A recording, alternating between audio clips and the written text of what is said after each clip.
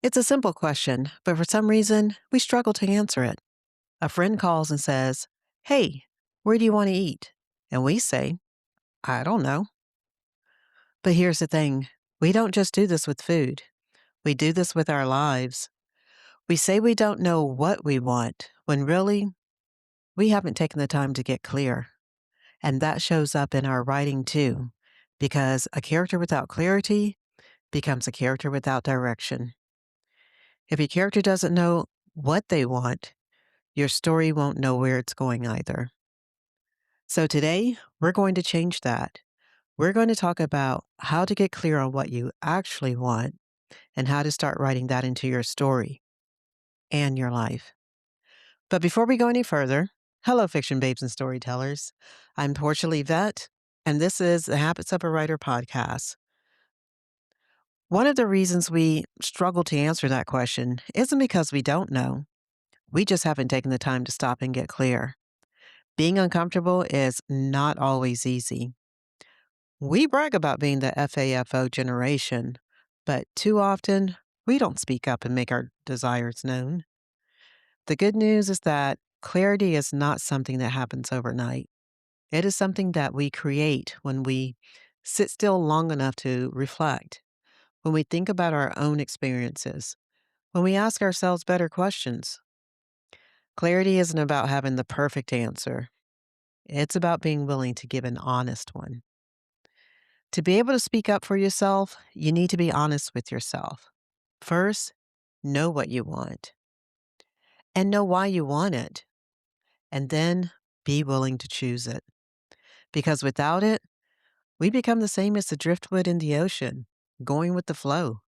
Your story and your life feel scattered. You find yourself constantly in react mode instead of planning ahead.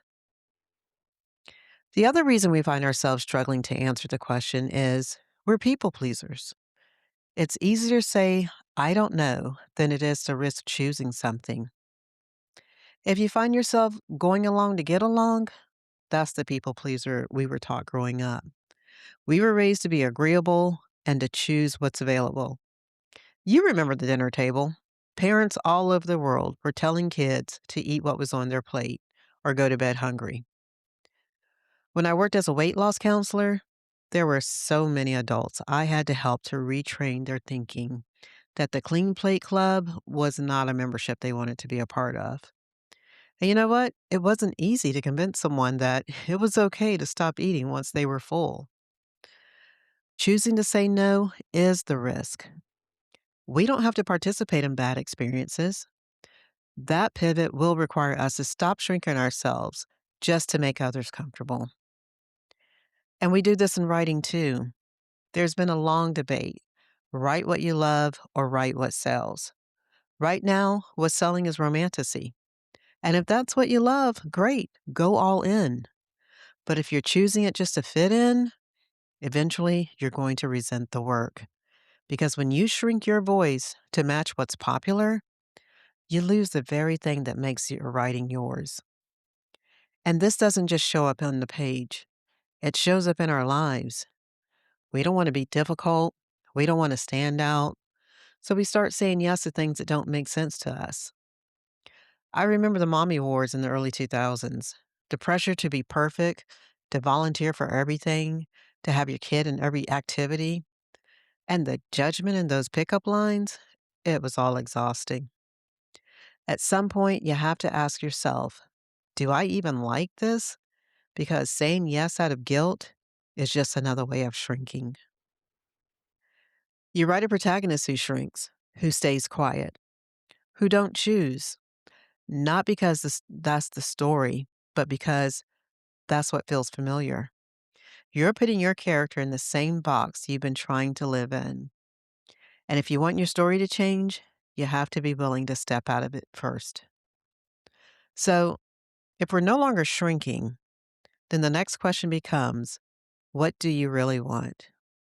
And that's where most of us get stuck.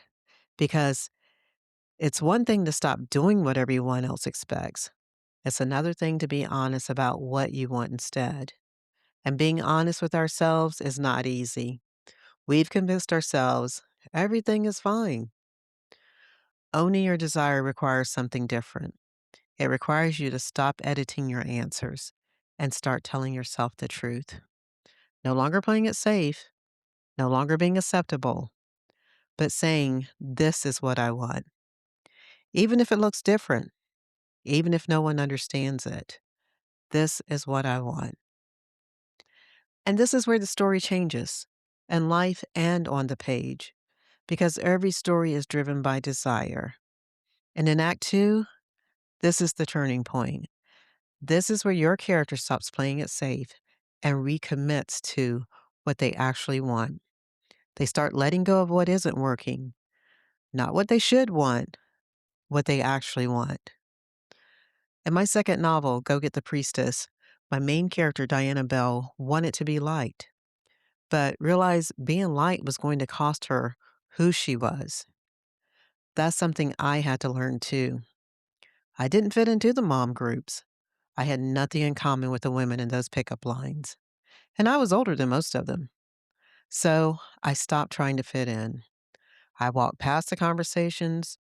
I stopped feeling guilty about not baking cupcakes, and I bought them from the store. They're elementary kids. They didn't care. And that's the shift. When you stop trying to be liked, you finally get to be yourself. So here's your habit this week. Get honest with yourself. You don't have to share it. This is just for you. Ask yourself one question. What do I really want? Write it down. Don't edit it. Don't soften it. Just tell yourself the truth. Because once you're honest with yourself, you'll finally be honest in your story. Hey, if you're new here and looking for tips on writing, how to build a sustainable writing routine, and talk all things story, then I'm so glad we found each other. Over the next few weeks, we're talking about starting over and taking action in life and on the page. So make sure you follow or subscribe so you don't miss what's next. I'll be here every Tuesday with a new episode. And if you found this encouraging, then share it with another writer who needs to ask themselves what they really want. Because the story doesn't change until you do.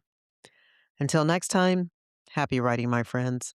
Again, my name is Portia Lee Vett, and this is Habits of a Writer.